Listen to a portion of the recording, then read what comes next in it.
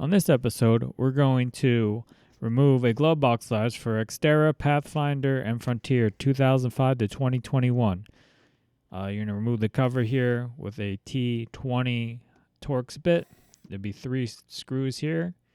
Once you get the screws out, then you can remove the cover.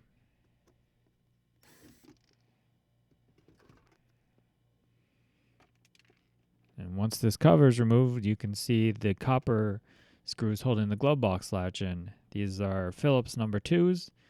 You just use a Phillips, probably a stubby Phillips number 2 screwdriver would be good. And then it pops out just like that. Now we're going to reinstall the glove box latch here.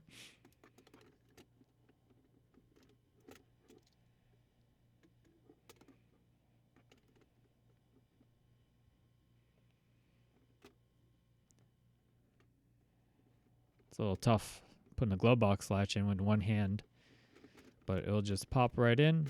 Looks like I just had to slide it underneath that little cutout for the latch there. And then you just hand start all the screws so you don't break anything or strip it out.